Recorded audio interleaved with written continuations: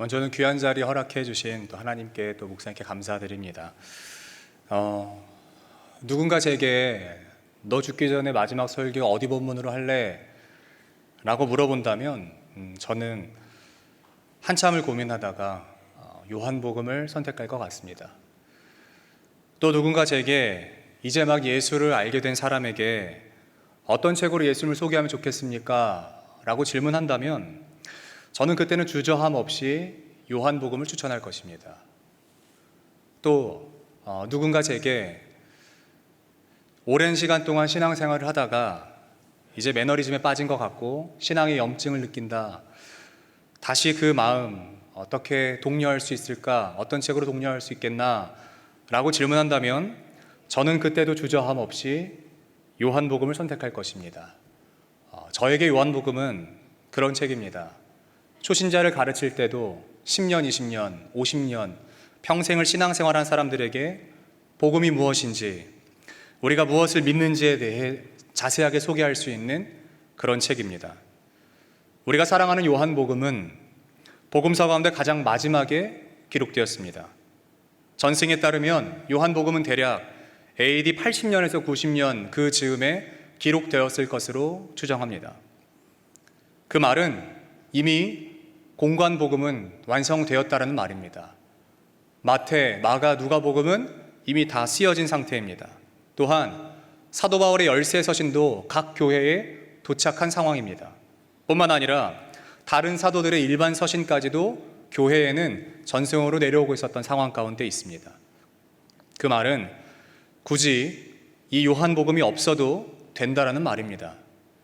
이미 예수님에 대한 설명한 책들은 많고 그 예수로 말미암아 어떤 일들이 벌어졌는지, 예를 들면 사도행전 같은, 사도 바울의 서신과 같은 책들은 너무나 많기 때문에 굳이 복음서를 기록하지 않아도 됩니다.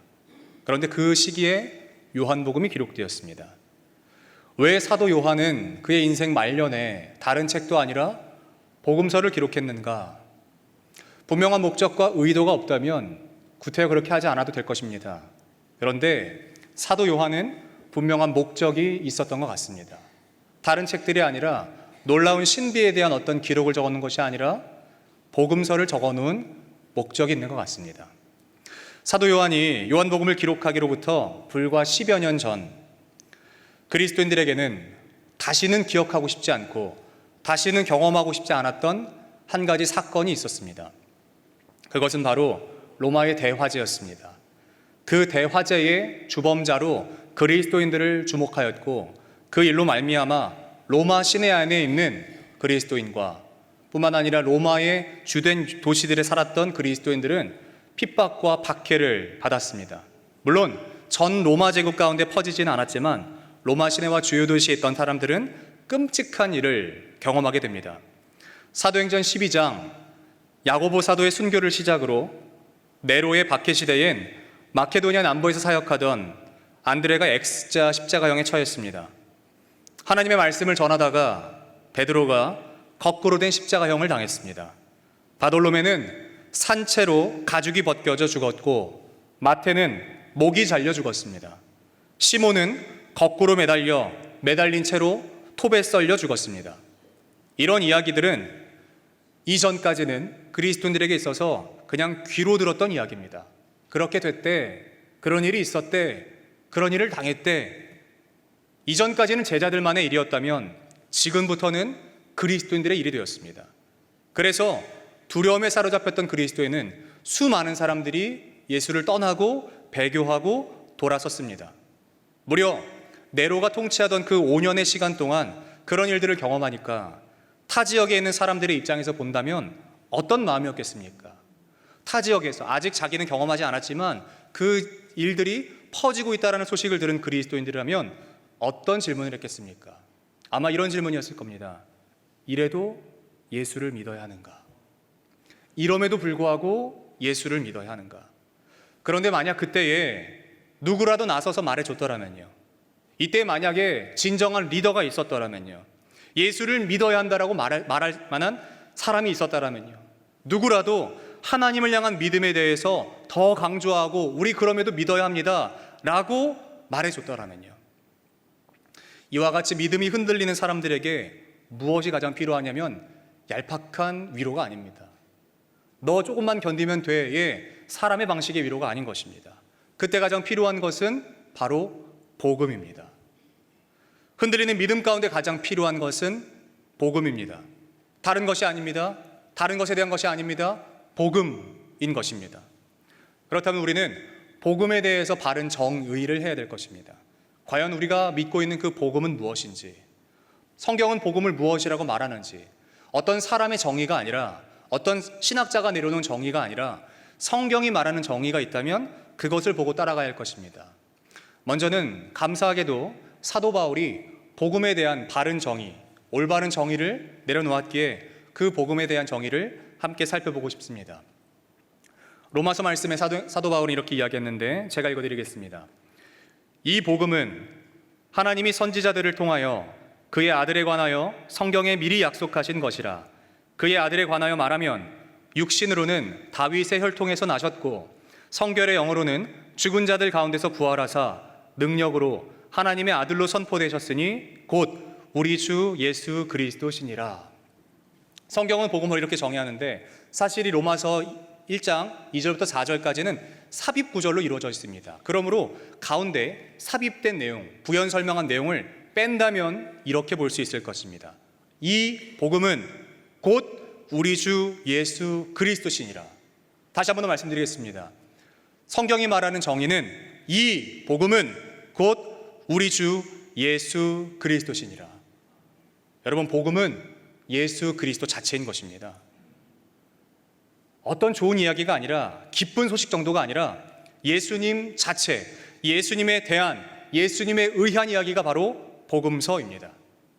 다른 서신이 완성되어 굳이 필요 없어 보이는 책 같았던 그 요한복음을 사도 요한이 느지막한 그의 인생 말년에 펜을 들어 초대교회 성도들에게 보냈던 이유는 지금 그들의 상황 가운데 그 어떤 것보다 복음이 필요했기 때문입니다. 그리고 복음으로 말미암아 우리가 어떻게 믿어야 하고 어떻게 살아야 되는지를 다시 한 번 더 가르치고 강조하고 싶었기 때문입니다. 즉, 우리에게, 이 시대를 살아가는 저와 여러분들도 마찬가지지만 우리 모두에게 늘 필요한 것은 복음입니다. 어떤 상황 가운데 필요한 것은 복음인 줄로 믿습니다. 이 책에는요, 요한복음 안에는요, 사람들이 기대했던 어떤 신비한 이야기가 단 한 줄도 기록되어 있지 않습니다. 마태, 마가, 누가복음에서 보지 못했던 이야기들이 단 한 줄도 기록되어 있지 않습니다. 그런데 참 아이러니한 것은 요한은 다른 사람은 몰라도 요한만큼은 알만한 이야기가 있었을 겁니다. 왜냐하면 베드로와 야고보와 요한은 늘 예수님 곁을 떠나지 않았던 세 명의 제자들 중에 한 명이었기 때문에 그렇죠. 사람들은 아마 그것을 기대했을 거예요. 남들이 몰랐던 책, 마태복음, 마가복음, 누가복음에서는 기록되지 않았던 놀라운 이야기, 신비한 이야기. 그런데 사도 요한은 어떤 이야기로 가득 채우느냐? 예수님에 대한 이야기로만 채웁니다. 주가 누구이신지, 그분이 왜 오셨는지, 또한 그 오심으로 말미암아 우리에게 예수님께서 주시고자 하는 것은 무엇인지, 그것을 우리는 어떻게 받고 누릴 수 있는지만을 이야기하는 것이에요. 유독 요한복음에 반복되는 한 단어가 있습니다. 그 단어는 바로 생명이라는 단어입니다. 이유는 아주 간단합니다. 그 당시 소아시아 지역과 이집트, 알렉산드리아, 이 지역에 가장 성행했던 한 단어가 바로 생명이었기 때문에 그렇습니다. 가장 많이 관심을 가졌고 어떻게 생명을 얻을 수 있는지, 어떻게 영원히 살 수 있는지에 대한 갈증이 있었습니다. 뿐만 아니라 이미 수천 년 전부터 그 알렉산드리 지역 안에는 팽배했던 것은 영원한 삶에 대한 어떤 의식, 그리고 미라, 어떻게 할 수 있는가, 제사 드리면 되는가, 무엇을 알면 되는가, 그들이 알았던, 그들이 갈망했던 것은 특별히 소아시아 지역에는 지식을 가지면 된다고 생각하는 거예요. 남들이 모르는 지식을 알면 내가 영생을 얻을 수 있다. 남들이 모르는 무언가를 알게 되면 나는 알 수 있다 라는 것이었어요.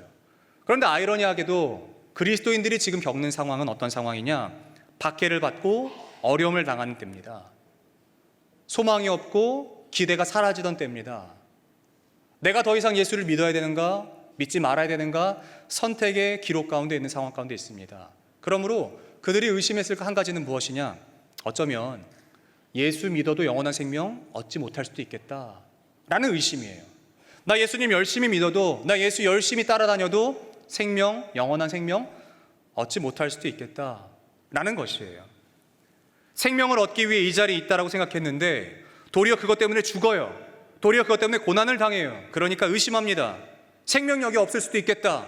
다 죽는 걸 보면서 괴로울 수밖에 없겠다. 그러나 우리는 잘 보고 잘 기억해야 됩니다. 그때 사도 요한이 생명에 대한 정확한 출처, 무엇으로부터 생명이 주어지는지, 어디로부터 생명이 있는지, 어디에만 생명이 있는지를 강조합니다. 요한복음 1장 4절에 사도 요한이 이렇게 말하는데요. 그 안에 생명이 있었으니 이 생명은 사람들의 빛이라. 사도 요한은 생명이 어디 있다라고 말하나요? 그 안에 있다라고 말합니다. 이 말은 예수님 안에 있다라는 겁니다. 잘 기억하기를 바랍니다. 생명은 오직 예수님 안에 있습니다. 완벽한 무에서 호흡을 부여하신 분이 바로 그분이에요. 예수가 아니면 생명은 어디에서도 찾을 수 없습니다. 가지지 못한 곳에 가셔서 그것을 찾아내려 하지 마십시오. 가지지 못한 자에게 가서 그것을 구걸하지 마십시오. 생명은 오직 예수 그리스도께만 있는 것입니다. 사도 요한은 요한복음 안에서 그것을 꾸준히 설명하고 강조합니다. 복음서를 펴는 그 1장에서부터 마지막을 닫는 그 순간까지 계속해서 강조합니다. 영생, 생명은 오직 예수님께만 있다. 우리가 그토록 소망하는 영원한 생명은 오직 예수님께만 있다. 오늘 본문 20장 31절 말씀은 사도 요한이 우리에게 세 가지 질문을 제시합니다. 우리가 이것에 대한 정확한 답을 한다면 그가 요한복음을 쓴 목적과 의도에 부합하게 믿음 생활하는 것일 겁니다. 첫 번째, 사도 요한은 우리에게 이렇게 질문합니다. 우리는 누구를 믿는가? 두 번째, 우리는 무엇을 믿어야 하는가? 마지막 세 번째, 그렇다면 우리는 왜 믿어야 하는가? 사랑하는 성도 여러분, 여러분들에게 먼저 질문합니다. 여러분들은 누구를 믿으십니까? 우리가 흔히 헷갈려하는 게 믿음과 신념을 동일시합니다. 어떻게 봐도 그것은 믿음이 아니라 신념일 뿐인데 그것을 믿음이라고 말하는 사람들이 왕왕 있습니다. 믿음과 신념은 다른 것입니다. 신념은 사전의 정의가 굳게 믿는 믿음이라고 말합니다. 그런데 여기서 말하는 그 굳게라는 믿음은 대부분 자신이 알고 있는 혹은 자신이 경험한 것, 그것에 대한 믿음이에요. 그러므로 이것을 다른 말로 한다면 자기 확신입니다. 즉 신념은 자신으로부터 시작한다는 것을 볼 수 있죠. 내가 중심이 되는 것, 내가 이해가 되면 믿고 내가 납득이 되면 믿는 것, 여러분 그것은 신념입니다. 신념의 한자는 믿을 신에 생각할 염입니다. 이 말은 고민해보고 생각한 후에 타당하다 여겨지는 것, 그것을 믿는 것, 납득이 되는 것을 믿는 것, 이해가 되는 것을 믿는 것, 내가 중심이 되는 그런 믿음. 죄송하지만 그것은 신념입니다. 그리고 그것은 바른 믿음이 아닙니다. 우리가 예수를 믿는다고 하지만 내가 이해할 수 있는 범위 내에서만 예수를 믿는다고 한다면 그것은 참된 믿음이 아닐 것입니다.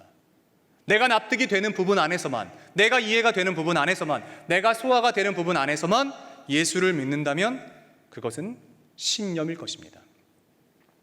신념이 내 생각에 부합한 것을 믿는 것이라면 참된 믿음, 바른 믿음은 내 생각과 달라도 내 뜻이 아니어도 말씀이 맞다 하면 가는 것인 줄로 믿습니다.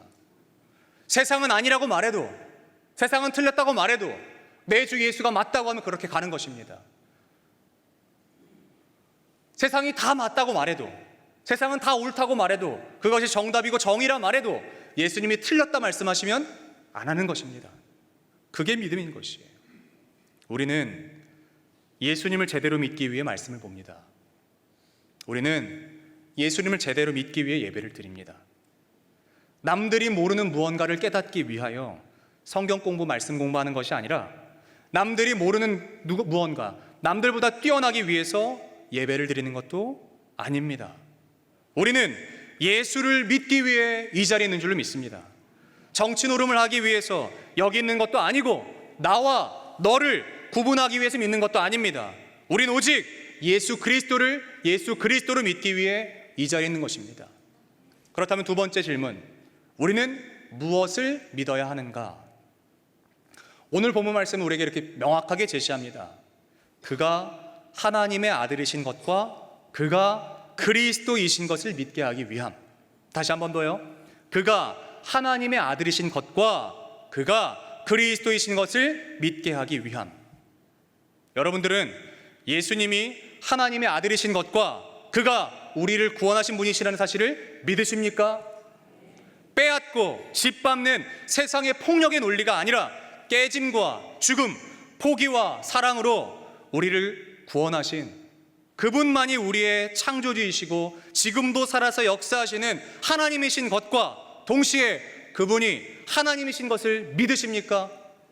그렇다면 사도 요한이 우리에게 편지를 쓴 그 목적에 부합하는 것이겠죠. 마지막 세 번째, 우리는 왜 믿는가? 왜에 대한 설명이 있으셔야겠죠. 왜에 대한 그 정확한 설명을 하셔야겠죠. 우리는 이 믿음의 행위를 왜 합니까? 수도 없는 시간과 재정을 들여가며 왜 이것을 합니까? 왜 바보 같은 그 예수님의 제자들은 맞고 찢기고 죽으면서까지 그 믿음을 지켰겠습니까? 마찬가지로 이 시대를 살아가는 저와 여러분들에게도 괴로움과 고통이 있겠습니다. 없다고 말씀드리는 건 거짓말입니다. 무언가는 포기해야 될 것이고 어디에서는 상처를 받으실 겁니다. 어디에서는 괴로움을 경험하실 겁니다. 그럼에도 불구하고 왜 우리는 이 믿음을 지킵니까? 오늘 말씀 이렇게 이야기합니다. 또 너희로 믿고 그 이름을 힘입어 생명을 얻게 하려 함이니라. 우리가 이 믿음의 행위를 하는 이유는 우리가 믿고 그 이름, 예수 그리스도 이름을 힘입어 생명을 얻기 위함입니다. 오직 생명은 예수님을 통해서만 주어지기 때문에 우리가 믿습니다. 예수님 말고는, 그분을 믿는 것 말고는 생명을 얻을 수 있는 방법이 없기 때문에 우리가 예수를 믿습니다. 예수님이 말씀하신 내가 곧 길이요 진리요 생명이니 나를 말미암지 않고는 아버지께로 올 자가 없다라고 말씀하신 그 말씀을 신뢰하기 때문에 예수님을 믿습니다. 세상에 있는 수많은 길들 가운데 예수님을 선택하는 것이 아닙니다. 내가 곧 길이요 진리요 생명이니 라고 말씀하신 것은 앞에 정관사가 붙습니다. 내가 곧 그 길이요, 내가 곧 그 진리요, 내가 곧 그 생명이니. 예수님은 유일한 길이십니다. 100개 1000개의 길 가운데 한 가지의 길이 아니라 한 가지 길밖에 없는 길 가운데 예수님은 유일한 우리의 길이십니다. 하나님께 갈 수 있는 유일한 길, 내가 선택할 수 있는 수많은 길이 아니라 오직 한 길, 그 길인 것입니다. 그리고 요한복음 17장에는 이렇게 말합니다. 영생은 곧 유일하신 참 하나님과 그가 보내신 자 예수 그리스도를 아는 것이니라. 우리가 이것을 위해서 이 자리에 있는데, 우리가 영생을 얻기 위해서는 유일하신 참 하나님과 그가 보내신 예수 그리스도를 알 때 주어진다라고 말합니다. 신약 성경 27권 가운데 믿음이라는 단어가 총 몇 번 등장하는지 혹시 아십니까? 성경에, 아니 신약 성경 안에서만 무려 231번이 등장합니다. 그 중에서 복음서에서 38번, 바울 서신에서 135번, 일반 서신에서 52번, 요한 서신에서 6번 등장합니다. 왜 신약 성경의 저자들은 이토록 믿음에 대해서 강조할까요? 그것은 바로 믿음만이 그리스도인으로 하여금 그리스도인 될 수 있게 하기 때문입니다. 믿음만이, 우리가 예수 그리스도를 믿는 그 믿음만이 그리스도인으로 하여금 그리스도인 되게 하는 것이에요. 우리는 지금 예수님의 제자들처럼 박해를 받지는 않습니다. 네로의 박해 때와 도미티안의 박해 때와 같이 실제적 우리의 삶에 목숨을 위협하는 어려움은 없습니다. 그러나 수많은 유혹과 믿음을 버릴 만한 상황과 평생을 마주하며 그 길을 걸어가야 할 것입니다. 그런 우리에게 있어서 삶에 가장 필요한 것이 무엇이겠습니까? 바로 복음에 대한 바른 이해입니다. 또한 그 복음이신 예수 그리스도를 믿는 바른 믿음인 줄로 믿습니다. 우리는 누구를 믿는지, 무엇을 믿는지, 왜 믿는지에 대해서 정확히 알고 설명하며 또한 살아내는 저와 여러분들 되기를 소원합니다. 사랑하는 수요제일교회 성도 여러분, 우리 예수님 잘 믿읍시다. 내가 믿고 싶은 방식과 방법대로가 아니라 하나님께서 원하시며 기대하시는 방향대로 살아냅시다. 또한 우리 계속해서 그 그리스도인답게 성숙을 이뤄냅시다. 예수님을 믿고 그를 힘입어 살아내는 저와 여러분들에게 소원합니다. 끝으로 담임 목사님께서 장례식장에 가셔서 설교하실 때 거의 매번 하시는 말씀이 있습니다. 본문은 달라져도요, 이 말씀은 늘 하시더라고요. 저에게 이제 감동이 돼서 몇 번 적어놨던 기억이 있는데 이 내용입니다. 가장 큰 효도는 부모 가신데 자식 가는 거다 라는 말이에요. 저는 마찬가지라고 봅니다.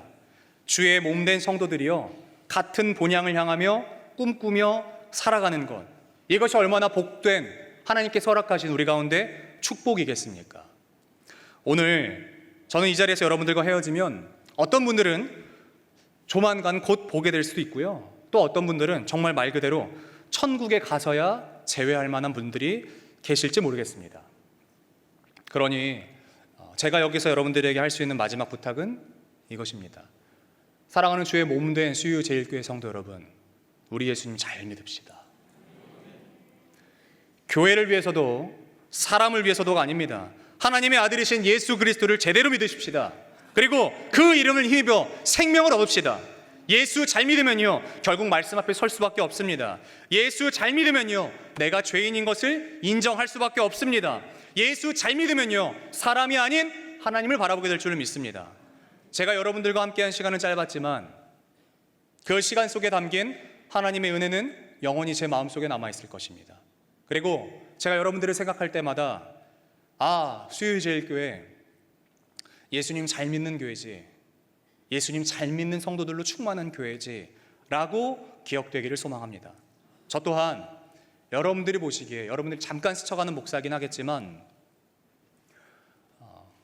교회에 이름을 남겼던 한 목사로서 부끄럽지 않게 예수 잘 믿으며 살아가겠습니다. 가까운 실내에 혹은 먼 훗날 천국의 소리가 다시 맞는다면 저 여러분들 이렇게 인사할 수 있었으면 좋겠습니다. 정말 예수 잘 믿었네요. 고생 많으셨습니다. 우리의 삶이 서로에게도 기쁨이 되고 위안이 되고 또한 함께 예수님에게 즐거움이 될 수 있는 그 믿음의 길을 살아내시는 믿음의 공동체 수유제일교회, 그 안에 속한 모든 성도님들 되시기를 예수 그리스도 이름으로 축복합니다. 사랑과 은혜가 풍성하신 하나님 아버지, 오늘 이 시간 우리에게 말씀하여 주시고 예수를 믿는 믿음 안에서 다시 한번 서게 하심을 감사드립니다. 주님, 저희가 사람을 따라 걷지 않고 세상을 따라 흔들리지 않고 오직 예수, 하나님의 아들이시며 우리의 구원자 되신 그분만을 믿으며 살게 하여 주시옵소서. 우리의 발걸음을 인도하신 하나님, 이 길이 사람의 길이 아니라 주님의 뜻 안에 있음을 믿고 감사와 순종으로 나아갑니다. 각자가 어디에 있든지 예수 잘 믿는 사람으로 서게 하시고 이 교회 또한 예수 잘 믿는 교회로 더욱 든든히 세워지게 하여 주시옵소서. 우리 안에 역사하시는 성령 하나님, 지금도 말씀을 붙잡고 살아가는 모든 성도들에게 믿음의 확신을 더해 주시고 예수 이름을 힘입어 생명을 누리게 하여 주시옵소서. 오직 예수만 바라보게 하시고 예수 잘 믿는 삶으로 주님 앞에 서게 하여 주시옵소서. 감사드리며 사랑하는 우리 구주 예수 그리스도 이름으로 기도드립니다. 아멘. 이제는 우리 구주 예수 그리스도의 은혜와 하나님 아버지의 크신 사랑하심과 성령 하나님의 역사하시고 교통하시는 그 은혜가 예수 그리스도를 진리로 믿고 따라가기로 결정하는 사랑하는 수유제일교회 모든 성도들 머리 위에와 이 믿음의 공동체 수유제일교회 위에 이제로부터 영원까지 함께 하시기를 간절히 축원하옵나이다. 아멘.